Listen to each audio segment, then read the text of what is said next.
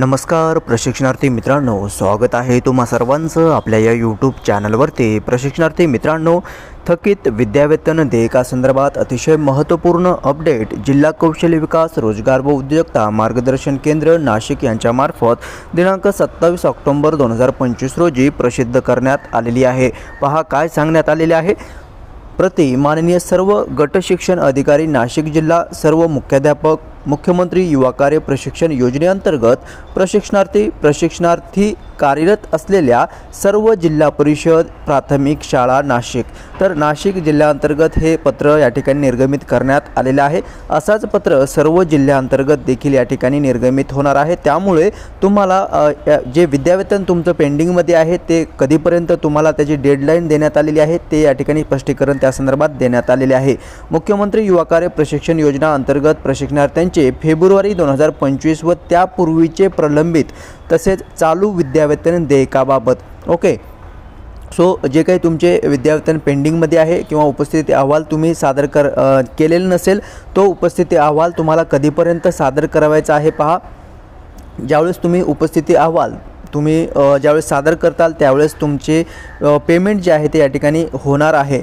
त्यामुळे प्रशिक्षणार्थ्यांचे फेब्रुवारी 2025 व त्यापूर्वीचे विद्यावेतन देयके पोर्टलवर वेळेत अपलोड न केल्याने प्रलंबित असल्यास सदर देयके अपलोड करण्याची सुविधा वेब पोर्टलवर उपलब्ध करून देण्यात आलेली आहे। त्यामुळे तुम्हाला तुमचा प्रलंबित जो काही डाटा आहे उपस्थिती अहवालचा तो तुम्हाला लवकरात लवकर सादर करणे हे अनिवार्य असणार आहे। प्रशिक्षणार्थ्यांचे फेब्रुवारी 2025 व त्यापूर्वीचे प्रलंबित तसेच ऑगस्ट 2025 पर्यंतचे विद्यावेतन देयके वेब पोर्टलवर अपलोड करण्याची सुविधा दिनांक 30 ऑक्टोबर 2025 पर्यंत उपलब्ध राहणार आहे। त्यामुळे तुम्हाला तुमचा उपस्थिती अहवाल हा 30 ऑक्टोबर पर्यंतच सादर करता येणार आहे। त्यानंतर तुमचा हा टॅब जो आहे तो बंद केला जाणार आहे असे या ठिकाणी स्पष्टपणे सांगण्यात आलेलं आहे। त्यामुळे तुम्हाला हे महत्त्वाचं असणार आहे। तुमचा फेब्रुवारी टॅब बऱ्याचशा प्रशिक्षणार्थ्यांचे फेब्रुवारी महिन्याचे पेंडिंग आहेत विद्यावेतन, त्यामुळे फेब्रुवारी महिन्याचा टॅब आता सुरळीतपणे चालू करण्यात आलेला आहे। तुमचा उपस्थिती अहवाल तुम्ही या ठिकाणी सादर करू शकता। फेब्रुवारी 2025 व त्यापूर्वीचे प्रलंबित तसेच ऑगस्ट 2025 पर्यंतचे विद्यावेतन देयके हे 30 ऑक्टोबर 2025 पर्यंत वेब पोर्टलवर अपलोड करावीत। तदनंतर ऑगस्ट 2025 व त्यापूर्वीच्या महिन्याचे विद्यावेतन देयके पोर्टलवर अपलोड करण्याची सुविधा ही बंद होणार असून त्यामुळे प्रशिक्षणार्थ्यांचे विद्यावेतन देयके प्रलंबित राहिल्यास त्याचे सर्वस्वी प्रशिक्षणार्थी कार्यरत असलेले आस्थापना जबाबदार राहील असं या ठिकाणी स्पष्टपणे सांगण्यात आलेलं आहे। त्यामुळे तुम्हाला लवकरात लवकर तुमचा उपस्थिती अहवाल तुम्हाला या ठिकाणी सादर करणे हे अनिवार्य असणार आहे। हे महत्त्वाचं या ठिकाणी पत्र जिल्हा कौशल्य विकास रोजगार व उद्योजकता मार्गदर्शन केंद्र नाशिक यांच्यामार्फत प्रसिद्ध झालेलं आहे।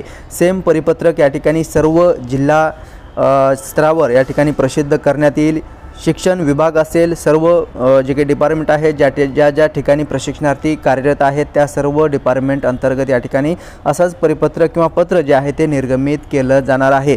ओके, जिल्हा परिषद अहिल्यानगर यांच्यामार्फत देखील प्रसिद्ध झालेलं आहे ग्राम पंचायत विभागासाठी। तर त्याची डेडलाईन देखील या ठिकाणी देण्यात आलेली आहे 31 ऑक्टोबर 31/10/2025 ओके, ही शेवटची तारीख असणार आहे। या तारखेच्या अगोदर तुम्हाला तुमचा उपस्थिती अहवाल सादर करणे हे अनिवार्य असणार आहे, तरच तुमची पेमेंट जी आहे ते तुमच्या बँक खात्यामध्ये जमा होऊ शकते, अन्यथा तुमची पेमेंट तुमच्या बँक खात्यावरती जमा केली जाणार नाही। ओके, सो ही महत्त्वपूर्ण अपडेट होती जे की आपल्या चॅनलच्या माध्यमातून मी तुमच्यापर्यंत शेअर केलेली आहे।